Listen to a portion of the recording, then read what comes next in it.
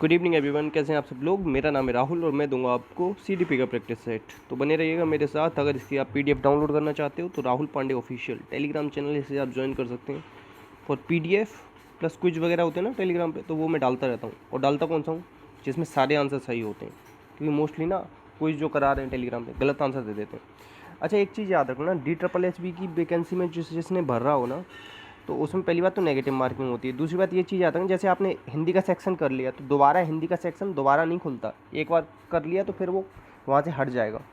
ठीक है, तो एक ही बार में पेपर करना होता है, इस चीज़ को याद रखना है इसमें। ठीक है, पहले क्वेश्चन स्टार्ट करते हैं। पहला क्वेश्चन है, इसमें से कौन सा माध्यमिक सामाजिकरण संगठनों का उदाहरण है। कौन सा कह रहा है माध्यमिक, मतलब ये प्राथमिक नहीं कह रहा, प्राथमिक नहीं कह रहा। प्राथमिक में परिवार आता है तो ये हटाओ, ये भी हटाओ। और क्या आता है प्राथमिक में, पड़ोसी आता है तो ये भी हटाओ।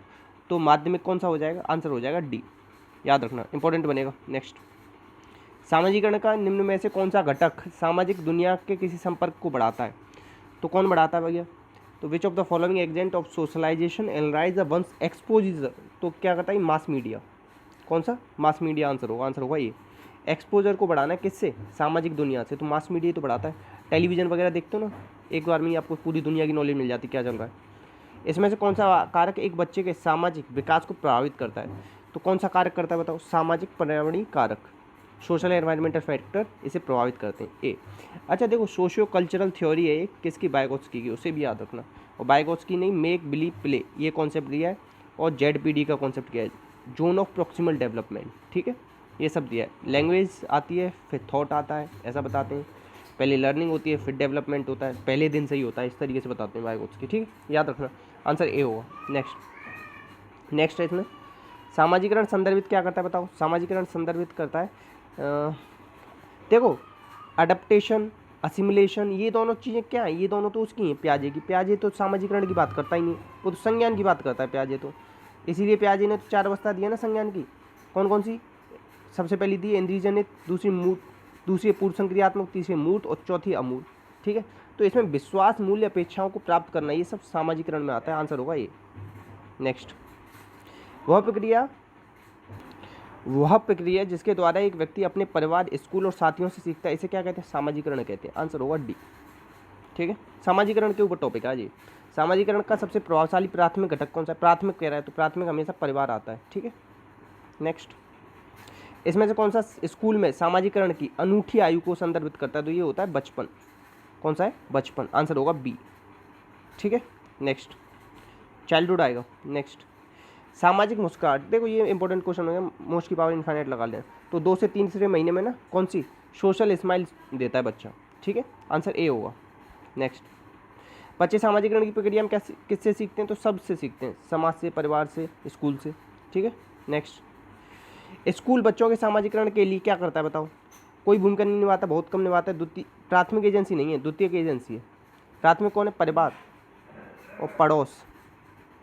ठीक है, ये है प्राथमिक। तो नेक्स्ट, सामाजिकरण की निष्क्रिय एजेंसी कौन सी है। निष्क्रिय मतलब जहाँ से कोई फायदा नहीं होता।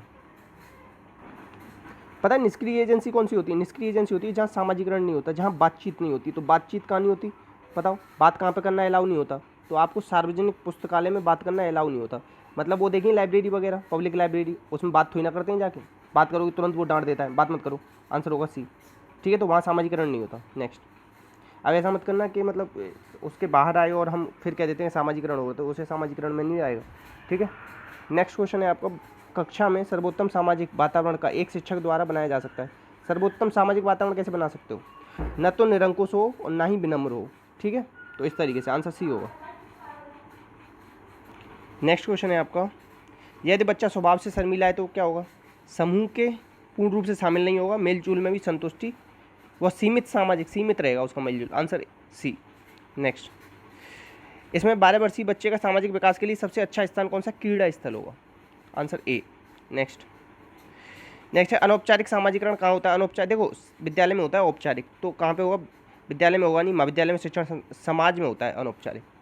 नेक्स्ट है, निम्न में से किस सिद्धांतकार के अनुसार एक शिक्षक को विषय को पढ़ाने के वैकल्पिक तरीके कौन, हॉवर्ड गार्डनर।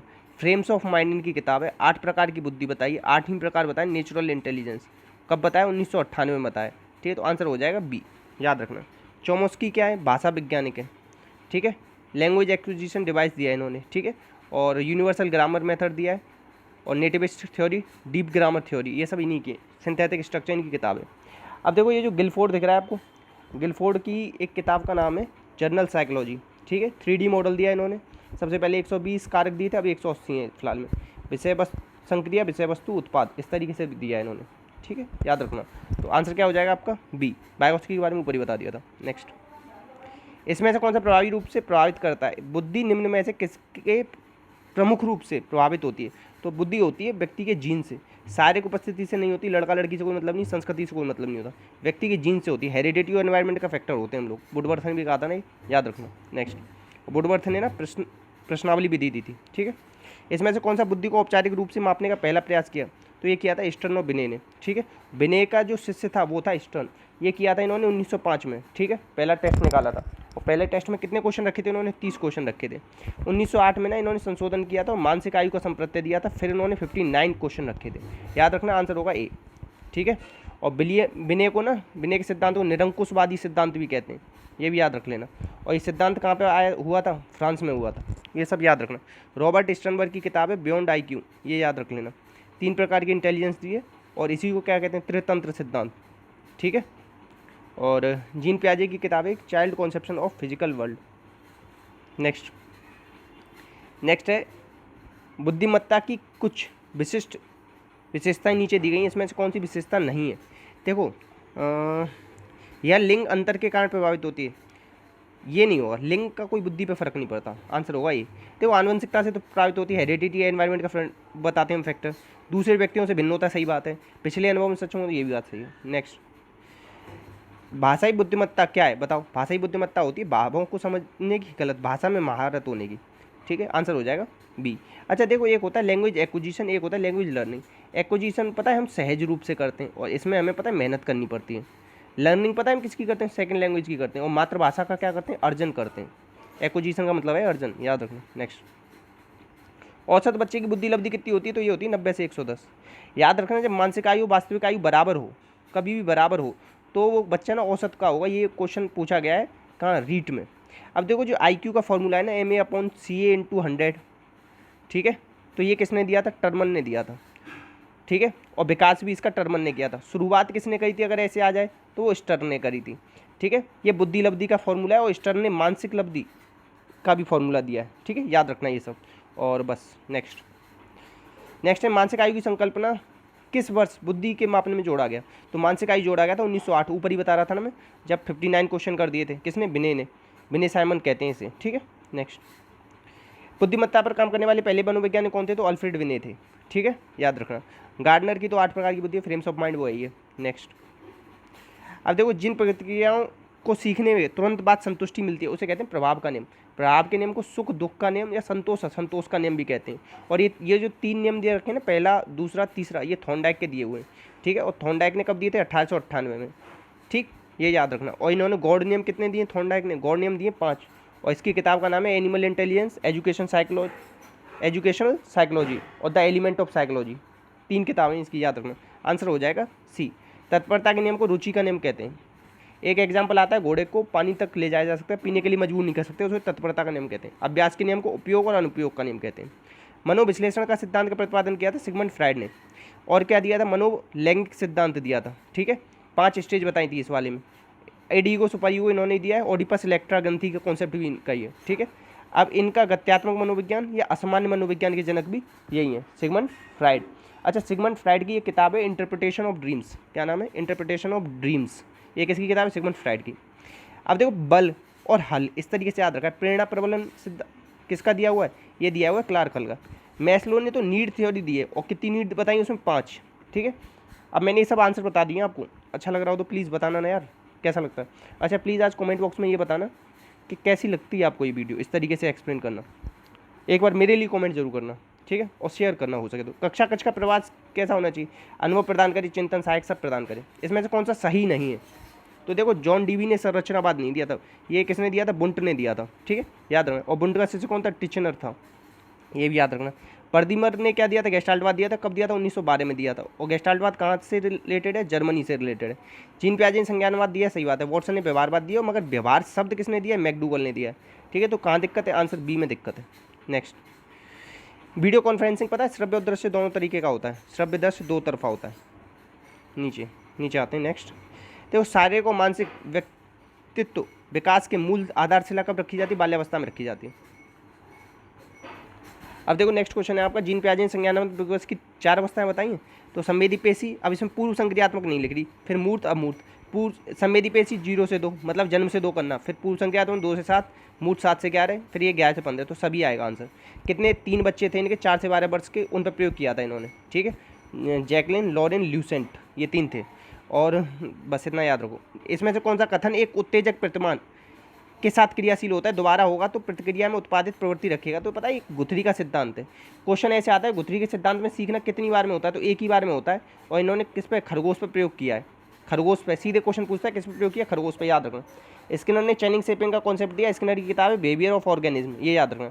स्किनर ने किस पे, चूहे पे और कबूतर पर प्रयोग किया 1938 और 43 में। स्किनर ने और क्या दिया है, ऑपरेंट कंडीशनिंग, इंस्ट्रूमेंटल कंडीशनिंग, ये 10 सब दिया है। ठीक है, और क्षेत्रीय सिद्धांत किसका है, क्षेत्रीय सिद्धांत है सीखने का, क्षेत्रीय सिद्धांत। छोड़ो, दिमाग में सभी निकल रहा है। ठीक है, इतना याद रखो। आंसर क्या हो जाएगा इसका, बी। नेक्स्ट, अब देखो शिक्षण अधिगम में देखो, इस वाले का आंसर ना सीधे आंसर पता करो। महत्व में निम्न में से कौन सा कथन सही है, स्वयं को जानने में सहायक है, व्यावसायिक वृद्धि में सहायक है, अधिगम प्रक्रिया में सहायक है, इस सब चीज़ों में सहायक है, ए बी सी डी। ठीक है, नेक्स्ट, आशुबेल ने देखो 4 प्रकार से बताया था सीखना, चारों प्रकार ये लिख रखे हैं। समस्या का समाधान पूछता है, किसमें होता है नेत, तो ये याद रखना खोजपूर्ण में होता है। सबसे कम बेकार सीखना होता है रटकर, ये बताता है। अर्थपूर्ण सीखना सबसे अच्छा सीखना होता है अर्थपूर्ण, इतना याद रखना। Cognitive view of psychology, educational psychology, ये इसी की किताब है। देखो ये दे रखी है यहाँ पे, ये नाम याद कर लेना इस किताब का, एजुकेशनल साइकोलॉजी कॉग्निटिव व्यू। ठीक है, याद रखना इतना। आंसर हो जाएगा इसका आंसर था खोजपूर्ण सीखना, इसका आशुबेल। नेक्स्ट, इसमें से कौन सा सही नहीं है मानसिक स्वास्थ्य के बारे में। देखो मानसिक स्वास्थ्य क्या करता है, वास्तविकता में बहुत अच्छी वास्तविकता दे रहा है। प्रक्षेप और अंतर्द्वंद हताशा को कम करता है, देख लो, तनाव वगैरह को कम करता है, सही बात है। संतुलित है, सही बात है। अब ये थोड़ा सा डाउटफुल है, तो आंसर हो जाएगा बी। 3 सही हो जाते हैं तो चौथे को गलत कर दिया करो। तो यही था आज का आपका प्रैक्टिस है। तो प्लीज़ शेयर कीजिएगा, बताइएगा कैसी लगी आपको वीडियो, सपोर्ट कीजिएगा थोड़ा सा। इसी के साथ जय हिंद, जय भारत।